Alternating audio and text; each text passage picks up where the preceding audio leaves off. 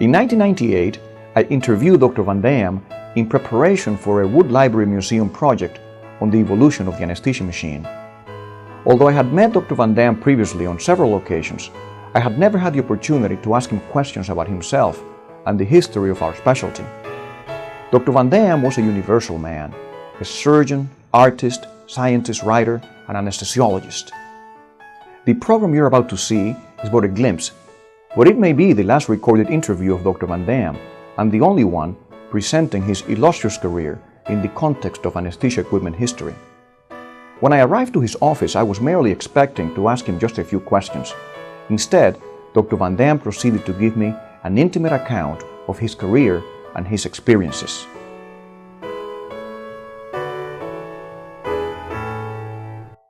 I'm honored that Rafael Ortega is interviewing me today on a subject which I think is very worthwhile.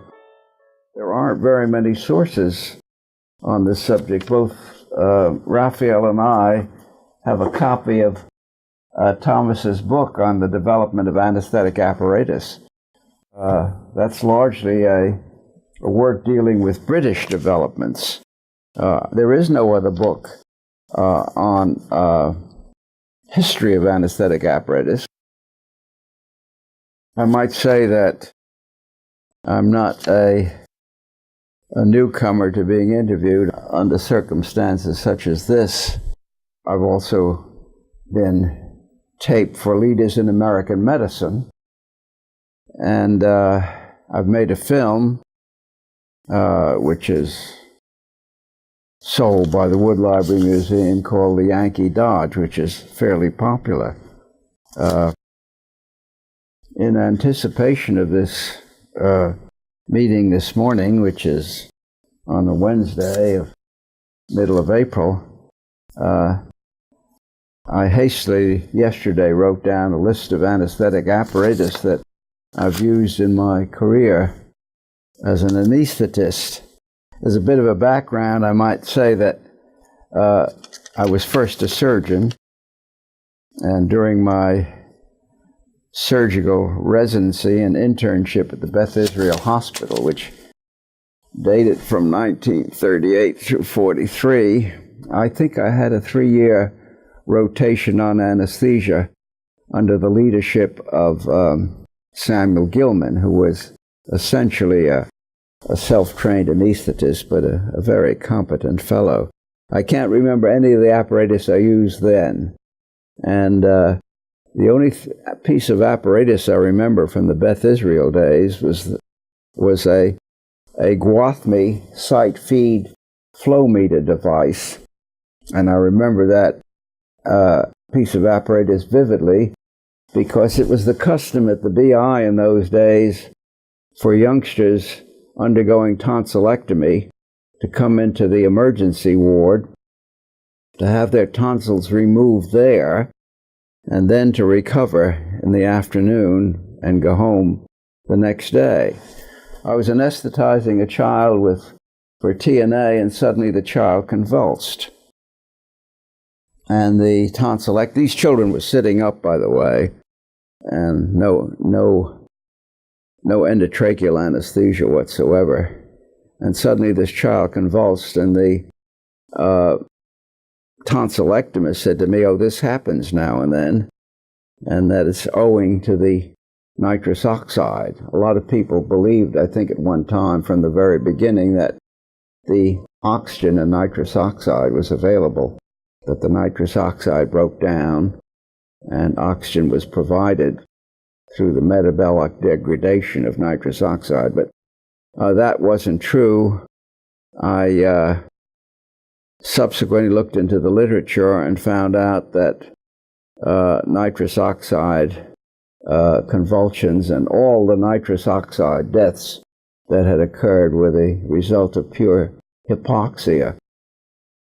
In World War II, I was a surgeon, and it was sort of funny because I was in an elite surgical group, the 4th Auxiliary Surgical Group, which consisted of surgeons who were flown into areas of distress following a battle. And we had an anesthetist He was John Abasian. Well, he went on later to become professor at Vermont. But John Abasian was our anesthetist, and I can remember as a surgeon, we all gave him a real hard time because he was an anesthetist. But he held his ground against us very well. But I never gave an anesthetic abroad.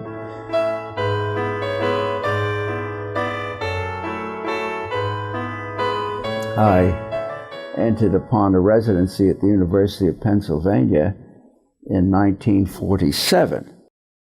And there again, I had a greater experience with different types of anesthetic apparatus and various types of inhalation agents which are not used today. The main devices were the Wisconsin Forager machine. And the Wisconsin Forager machine had water flow meters, and oftentimes, if you were unaware of it, you could block the outflow of gases from the machine by kinking a rubber tubing which led to the CO2 absorbing apparatus, which I think was a circle absorption system.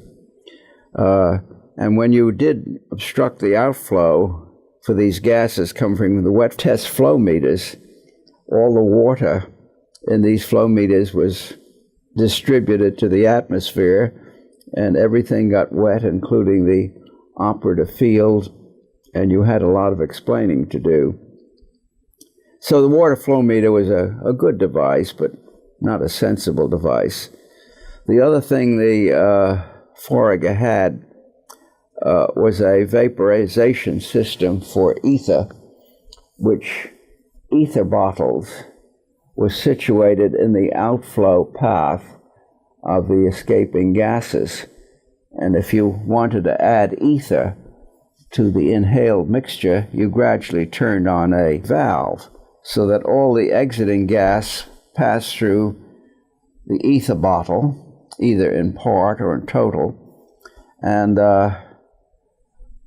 that was fine, except that there was an emergency valve so that you could give a 100% oxygen at one time.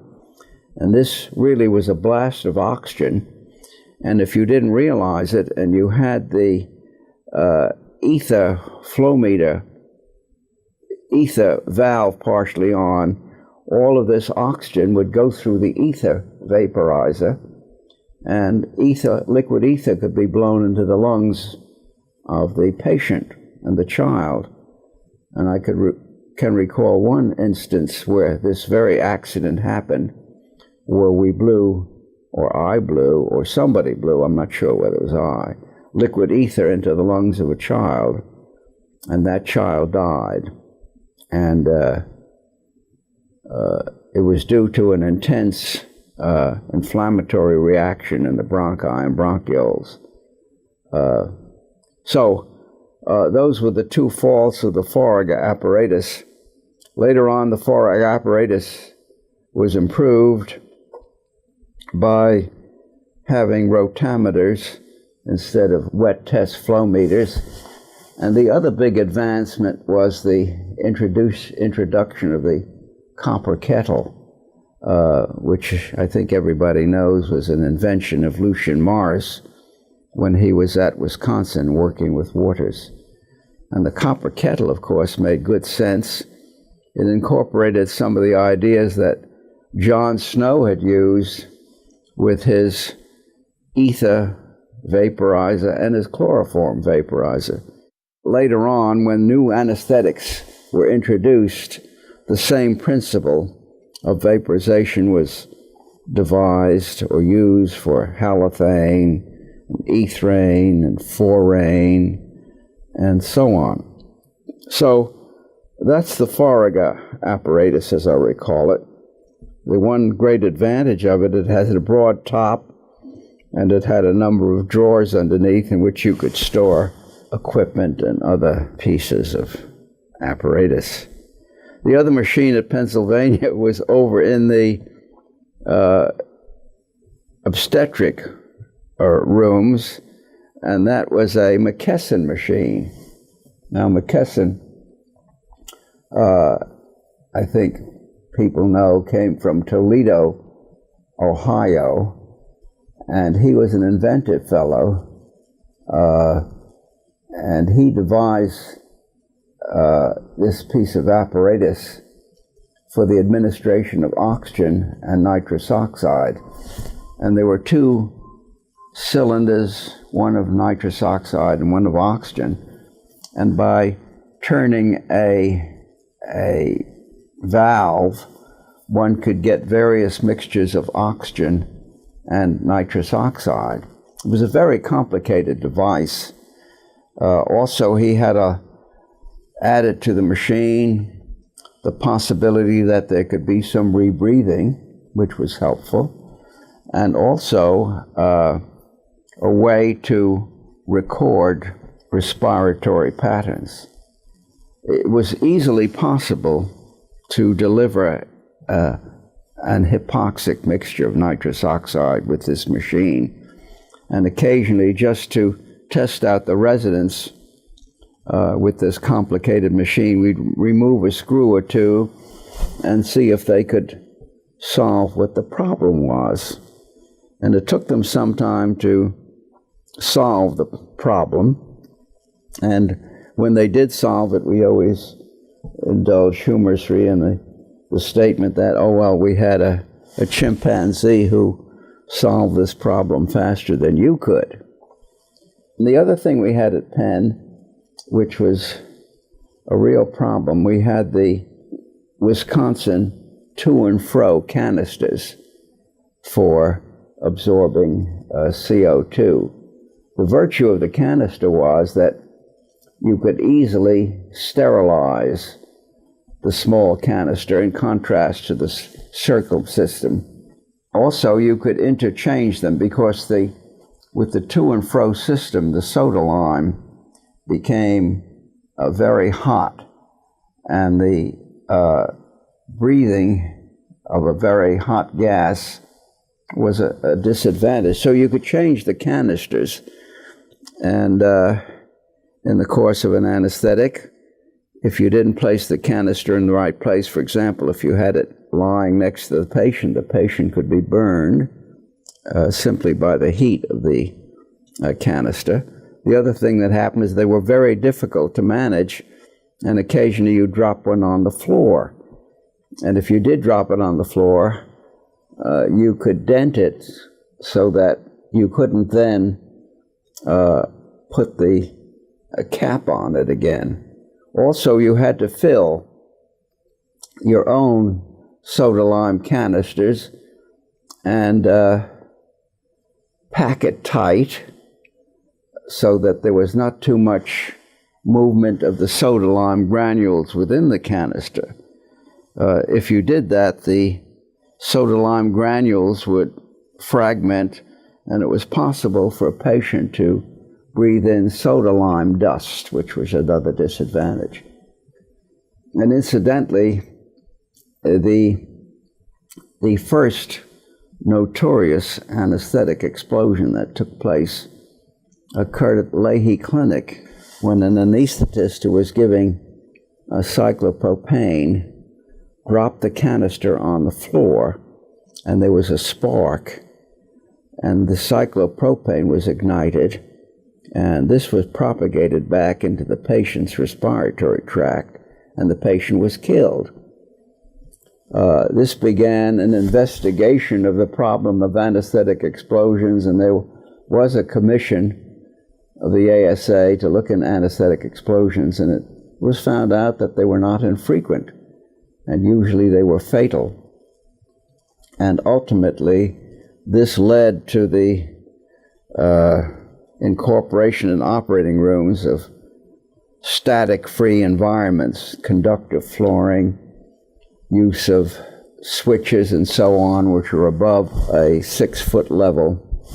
And this cost a great deal in construction, and nobody ever proved that these measures to prevent static electricity were really effective.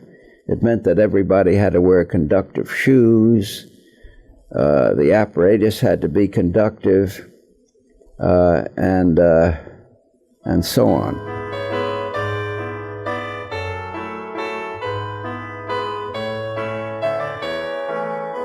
I was asked to come back to Boston and to the Peterbent Brigham Hospital to head the Division of Anesthesia at the Brigham, which was part of the Department of Surgery.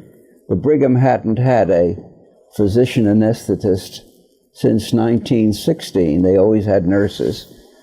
And my immediate predecessor was Bill Derrick, who went to the Brigham in 1949, and he left in 54. When I came to the Brigham, there were several interesting pieces of apparatus.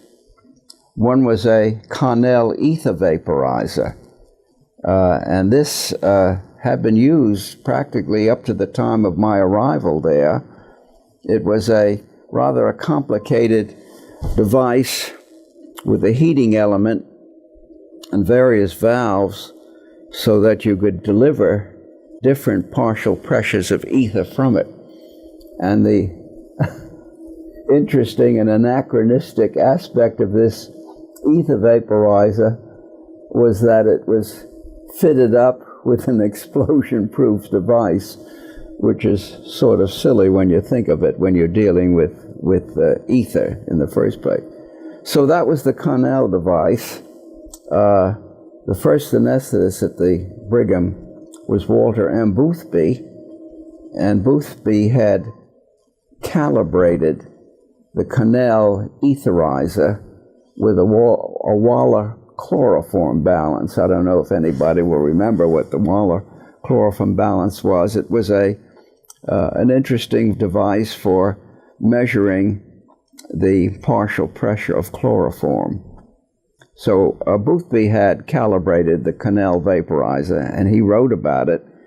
And during his early anesthetics given at the Brigham, he could literally chart the partial pressure of ether given to a patient, owing to his calibration. So that was the Connell apparatus. The other apparatus then at the Brigham was a Heidbrink apparatus. And I think Heidbrink was a dentist. Yes, I think he was. And it was a cabinet device with flow meters which were dry and were slanted. And the flow meters had moving metal balls which showed you what the flow of gases was. It's interesting that I gave the anesthetic for the first kidney transplant, and I had beside me for that transplant a Heidbrink apparatus. The patient to whom I gave the anesthetic was under continuous spinal anesthesia. But recently there's been a painting executed of the first kidney transplant, and this hangs in the Countway Library of Medicine. And there I am at the head of the table with a Heidbrink apparatus beside me. And I think a number of anesthetists who view that painting will wonder what kind of apparatus that was. Well, when I came to the Brigham, and I really started a residency program, I thought it would be a good idea, and we had only 5 operating rooms at the Brigham at that time, if we had different kinds of apparatus so that the residents in training would know how to use them. And probably they would eventually go into practice and have these machines in the hospitals where they'd gone. So one of the machines we had at the Brigham, which I liked very much for its simplicity, was the Boyle's machine. The Boyle's machine was a simple, lightweight device. The flow meters were in sequence along the top of the machine. And the good part about the Boyle's machine was that at any time, you could throw the gases emitting from the machine out of the CO2 absorber. And this was very important because we were using trichloroethylene at the time. Trichloroethylene was a very good analgesic gas. It wasn't very potent. It was non-explosive, and it had been used during World War II to treat casualties during the London bombing because it was non-flammable and non-explosive. On the other hand, if you introduce trichloroethylene into a CO2 absorber and it came in contact with the heat of carbon dioxide absorption, it would be broken down into very toxic substances, among which was phosgene. So the patient could get neurological complications from inhaling trichloroethylene.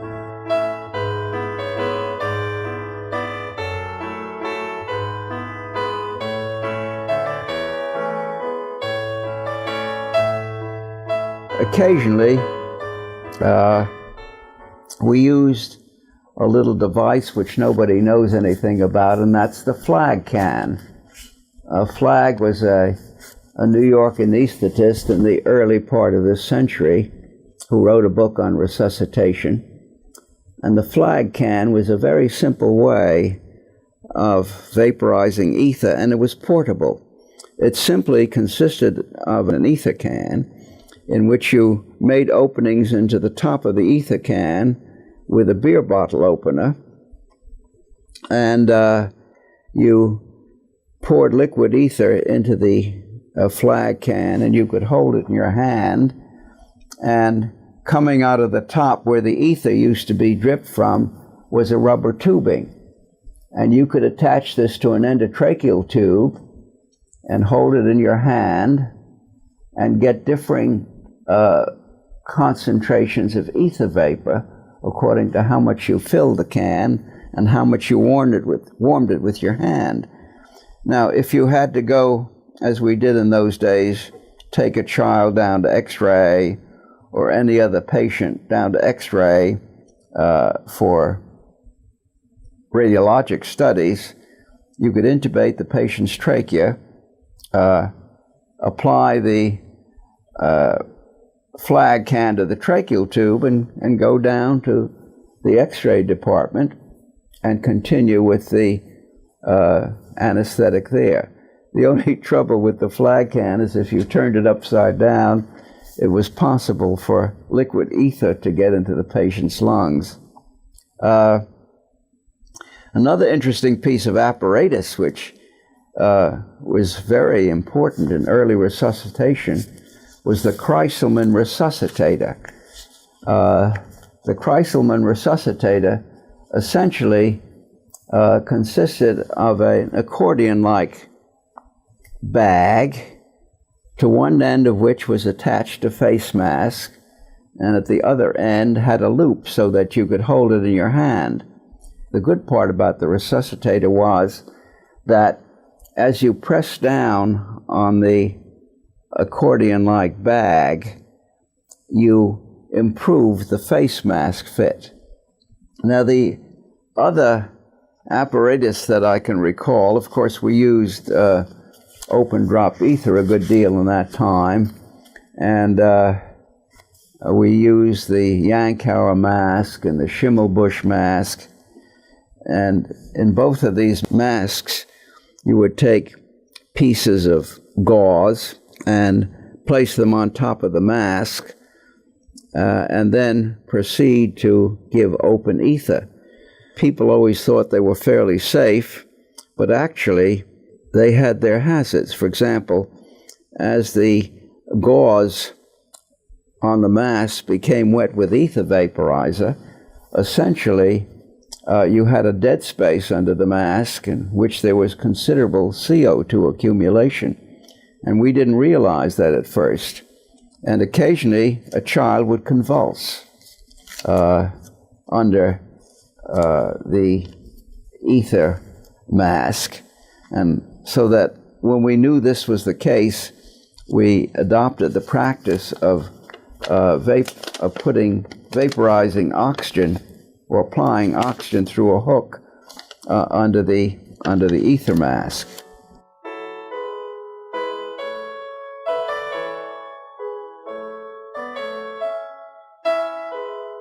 The biggest drawback with the early machines, we had no monitoring devices as to what was coming out of the anesthetic machine. In other words, we had no fail-safe device which would cut off a gas if you were giving an anoxic mixture. And there was a chap, an engineer at Columbia, who devised the first fail-safe device where an anesthetic gas like nitrous oxide would be cut off if you were giving an hypoxic mixture.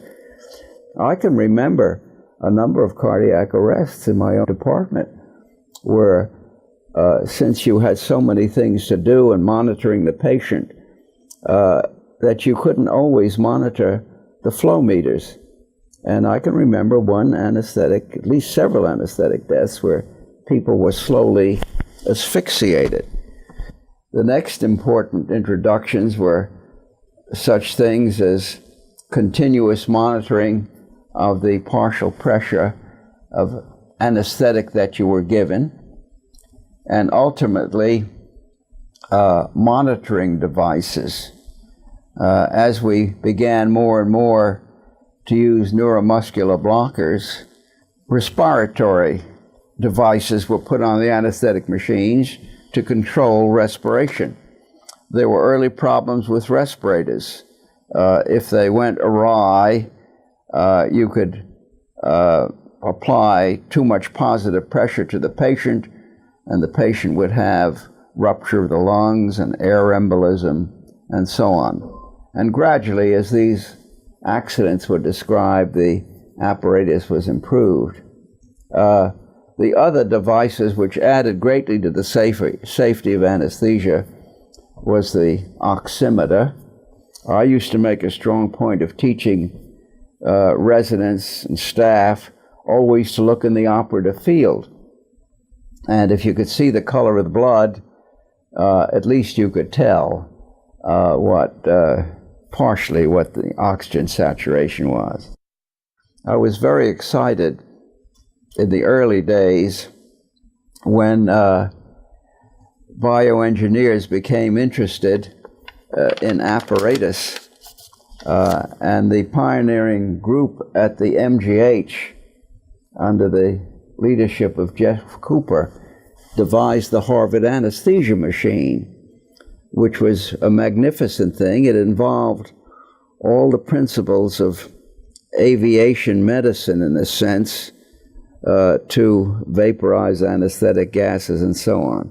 Some of these innovations were eventually adopted by manufacturers so that we had them today. I stepped aside as chairperson at the Brigham in 1988. I then went up to the hospital at Parker Hill and helped them organize anesthesia up there. And gradually, we had to replace all the anesthesia machines up at Parker Hill.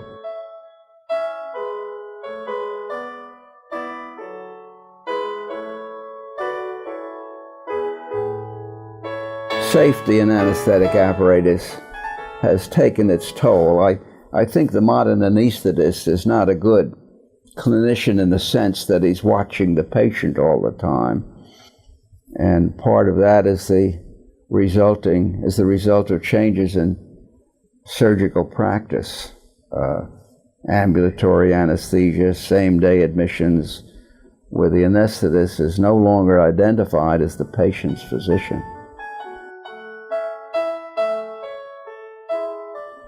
The great evolution has been to make anesthetic agents safe so that none of the accidents that I described earlier can happen anymore.